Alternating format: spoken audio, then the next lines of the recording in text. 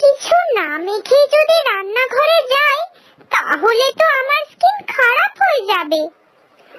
ওই হলো, এবার যা দেখি তাড়াতাড়ি রান্নাটা বসাও।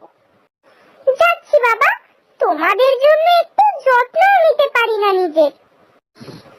সারা দিন ধরে এত সাজে, তারপরেও নাকি ওনার সাজ হয় না, তোকে যত্ন নেওয়া হয় না। হায় ঈশ্বর, এই বউকে নিয়ে আমি কোথায় যাব? এরপর রান্না হয়ে গেলে আমি একটু মুখটা ওয়াশ করে আসছি, তোমরা নিয়ে খেয়ে নাও। সে না হয় আমরা নিয়ে খেলাম, কিন্তু তুই খাবি তো নাকি? না, আমি আগে মুখটা ওয়াশ করে আসি, তারপরেই খাবো। এই তো রান্নার আগেই মুখ ধুয়ে কি সব মাখলি, আবার রান্নার পরেই মুখ ধুতে হবে? খেয়ে নে, তারপরে ধো। না না, তাহলে আমার হবে না, আগে আমি মুখ ধুয়ে ক্রিম মাখবো, তারপরেই খাবো। নইলে খাবার যে আমার পেটে ঢুকবে না। তোমরা বরং খাও, আমি আসছি। উফ বাবা, এই বউটাকে নিয়ে আর পারি না, সারা দিন শুধু সাজ আর সাজ। খাওয়া দাওয়া বন্ধ করে এখন উনি চাইছেন ফেস ওয়াশ করতে। কি গো, শুনছো? আমার ঘড়িটা কোথায়? এই নাও, এই নাও। আচ্ছা, আজ যে আমি টিফিন দিয়ে দিতে বলেছিলাম, দিয়েছো তো? এবার থেকে বাইরের খাবার আর খাবো না। বাইরের খেয়ে খেয়ে পেটের সমস্যা সৃষ্টি হচ্ছে। এ বাবা, যা, আমি তো একেবারেই ভুলে গেছি। তুমি তো রাতে আমায় বলেছিলে। আচ্ছা, আজকের দিনটা বাইরে খেয়ে নাও, কাল থেকে আমি করে রাখবো। হ্যাঁ, তার মনে রাখবেই বা কেন? তুমি এমন করে কেন বলছো? তোমাকে তো আমি কালকেই বলেছিলাম যে বাইরের খাওয়া আর খাবো না, সমস্যা হচ্ছে। আর দেখো, এই ছোট্ট কথাটা নাকি তোমার মনেই ছিল না। ঠিক আছে, কাল থেকে আমি তোমার টিফিন আগে করে রাখবো। ঠিক আছে, আমি এখন আসছি। এই বলে অনেক অফিস চলে যাওয়ার পর, উফ বাবা, কত কাজ। একটু বসি। না, এখন তো আমার বসলে হবে না, এখন আমার ফেসিয়াল করতে হবে, কারণ আমি তো মাত্র মাসে একটাই ফেসিয়াল করি। আর তাও যদি না করি, একই বাড়িতে নিজে করি, অতটা ভালো হয় না, তবুও তো করতে হবে, নইলে যে আরো বাজে লাগবে দেখতে। একই তো স্কিনে কেমন যেন ট্যান পড়ে যাচ্ছে। আর হবে নাই বা কেন, এতক্ষণ ধরে আগুনের সামনে বসে রান্না করতে হয়। না না বাবা, এবার থেকে আরো বেশি করে সানস্ক্রিন মেখে তারপরে রান্না করতে যাব। ইটু, এই ইটু, কোথায় তুই? এই তো, বলো কি হয়েছে? এখন অন্তত আমাকে কোনো কাজের কথা বলো না, আমি আগে ফেসিয়ালটা করে নিই, তারপরে সব কাজ করব। ব্যাস, তাহলে আর কি, আমি আর কি বলবো। যাই, একাই বাজারে যাই, ভাবলাম তোকে নিয়ে যাব। ও মা, তাহলে বাজারে যাবে? ফেসিয়াল তো এসেও করা যাবে, তার থেকে বরং একটু বাজার থেকেই ঘুরে আসি, কিছু কেনাকাটিও করা যাবে। মা দাঁড়াও, আমিও যাব। কি? আমি কি ঠিক শুনছি? তুই ফেসিয়াল বাদ দিয়ে আমার সাথে বাজারে যাবি? হ্যাঁ, যাব তো। তোমাকে কি একা একা যেতে দিতে পারি বলো? তারপরে যদি তোমার কিছু হয়ে যায়, তখন তো সবাই শুধু আমার সাজারই দোষ দেবে। তখন সবাই বলবে, দেখো বৌমা ফেসিয়াল বাদ দিয়ে বুড়ি শাশুড়ি মায়ের সঙ্গে একটু যেতেও পারলো না। কি? আমি বুড়ি? শোন, আমি সাজি না বলে তাই, নইলে না দেখতিস। নাও, এবার যাও, তাড়াতাড়ি করে রেডি হও গিয়ে। আজ এই সবুজ শাড়িটা পরি, সব সময় ওই সাদা মাটা রঙগুলো ভালো লাগে না।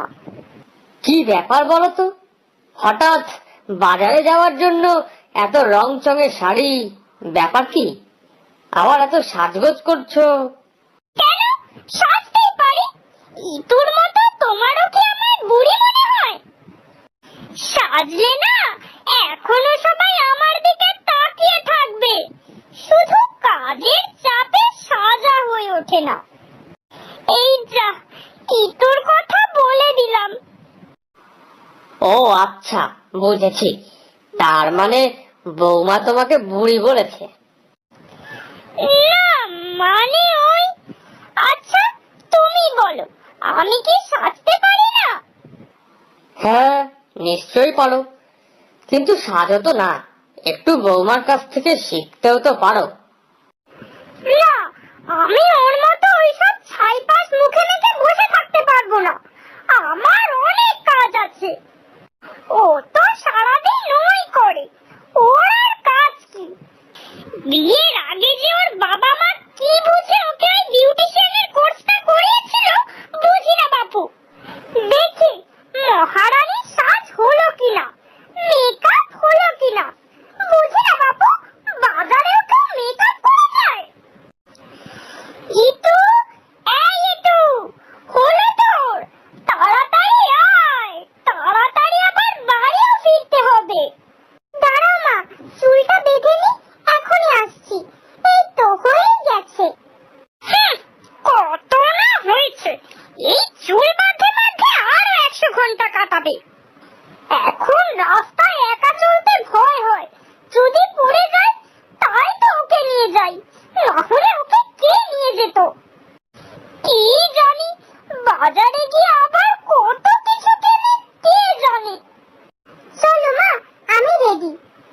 হ্যাঁ বাবা, কত তাড়াতাড়ি তুমি রেডি হয়ে গেছো, ভাবা যায় তোর সাথে কেউ বাজারে যায়? এ দোকান ও দোকান, উফ বাবারে, আমার পাটা পুরো ব্যথা হয়ে গেছে।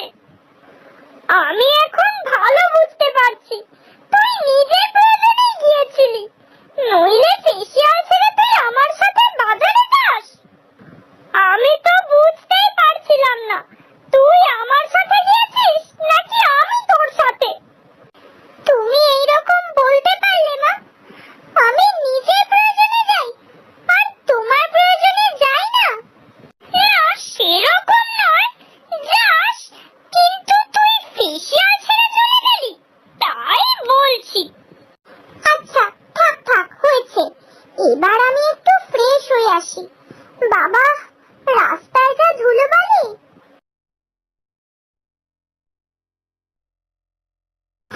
যাই, প্যাকটা লাগাই। উফ, কত দেরি হয়ে গেল, অনিকটা না আবার অফিস থেকে চলে আসে। ইতু মুখে ফেস প্যাক লাগিয়ে বসে আছে। ইতিমধ্যে অনেক অফিস থেকে বাড়ি চলে আসে, তবে আজ অনেকে অফিস থেকে মাথা গরম হয়ে আছে। ইতু, আমার সব জামা কাপড় কোথায়? তোয়ালে কোথায়? ওই দেখো, আলনায় জামা রাখা আছে আর বারান্দায় তোয়ালে আছে। অনেকের তো ইতুর এই অবস্থা দেখে আরো মাথা গরম হয়ে যায়। তুমি আমাকে বলে দিচ্ছ কোনটা কোথায়, এনে দিতে পারছো না? দেখছো না ফেস প্যাক লাগিয়েছি, আর ফেস প্যাক লাগালে কথা বলতে নেই, তুমি একটু নিয়ে নাও না। সারাদিন সাজ আর সাজ, মাথা খারাপ করে দিল। দাঁড়াও, আজ এই সব সাজার জিনিস আমি ফেলে দেব। তোমার কি আর কোনো কাজ নেই সারাদিন সাজা ছাড়া, বলো তো? আর এই সাজার জিনিস কিনতে টাকা লাগে না? কাজ তো করতে হয় না, তাই টের পাচ্ছ না। কাজ করলে বুঝতে পারতে। অনেক রেগে গিয়ে সেখান থেকে চলে যায়। কিন্তু অনেকেরা যেই কথায় একটু খুব অপমান বোধ হয়। আগেও অনেক সময় সাজ নিয়ে তাকে অনেক কথা শুনতে হয়েছে, শাশুড়ি অনেক তাকে অনেক কথা শুনিয়েছে, কিন্তু আজ অনেক তাকে একটু বেশি অপমান করেছে। না, আমি আর আজ থেকে কারোর টাকায় সাজবো না, যেদিন নিজে টাকা রোজগার করব সেদিনই আমি সাজবো। এইভাবেই কিছুদিন কেটে যাওয়ার পর, কি ব্যাপার, ইতুকে এখন এমন দেখায় কেন? আগে কত সুন্দর করে সেজে থাকতো,